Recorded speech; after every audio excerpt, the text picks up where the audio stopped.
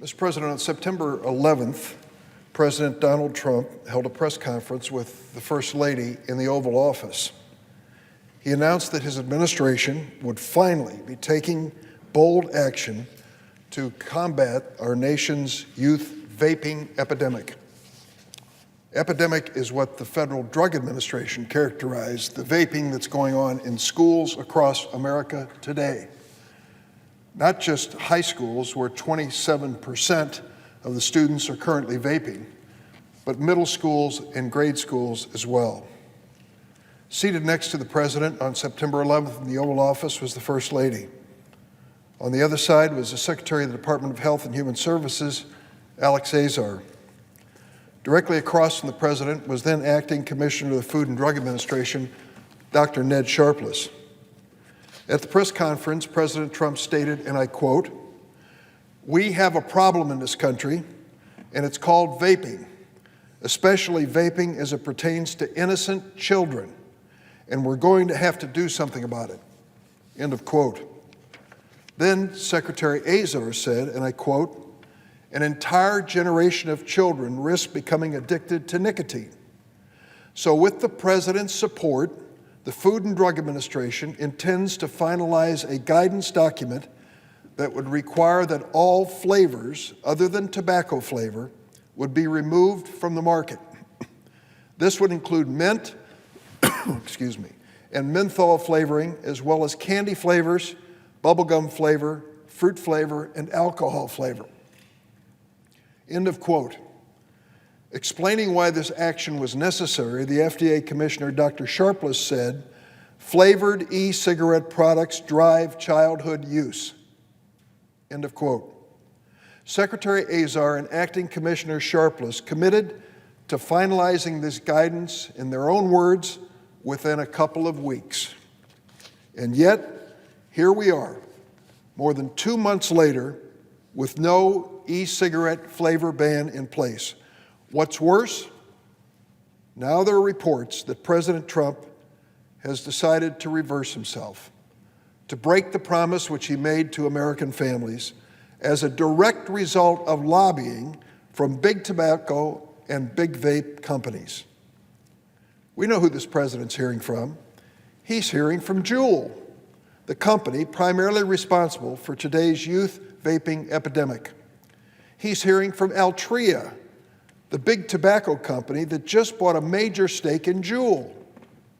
And he's hearing from the Vaping Technology Association, a lobbying organization that represents vaping shops nationwide. It makes sense why these companies would want the president to reverse himself, to break his word to American families, because they make profits on the backs of our kids, just like big tobacco did for so many years. Today, it now is almost 30% of all high school-age children are vaping. More than 5 million kids. Where did I come up with those numbers? From this administration's report to the American people.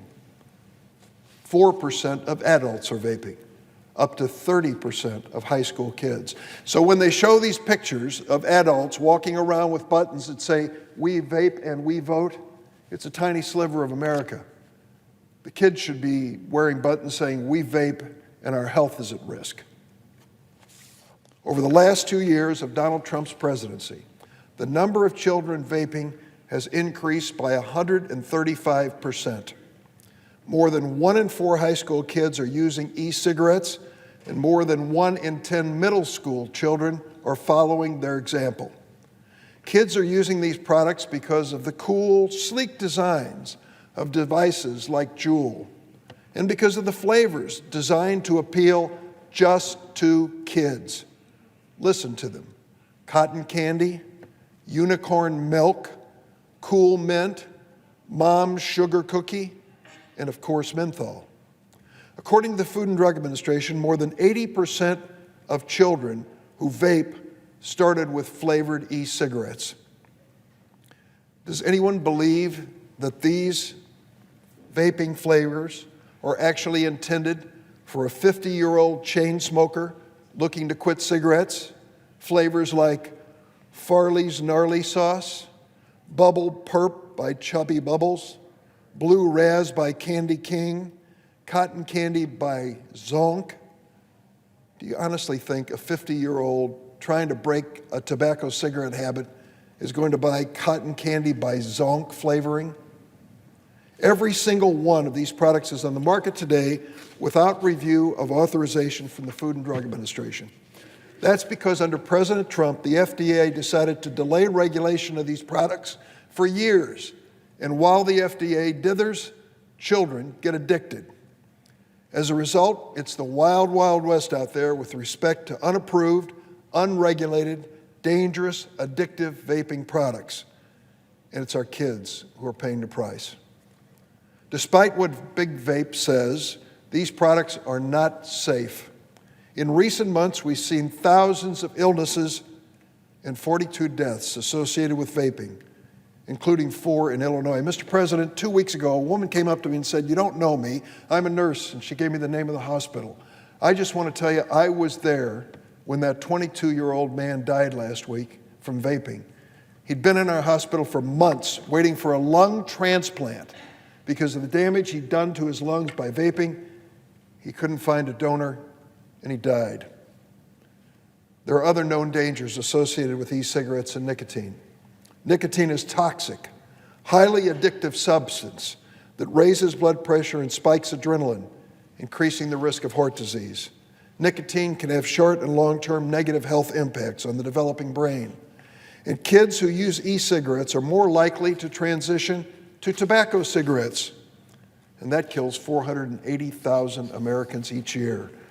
There's hardly a family in this country that hasn't been touched by tobacco-related death and disease.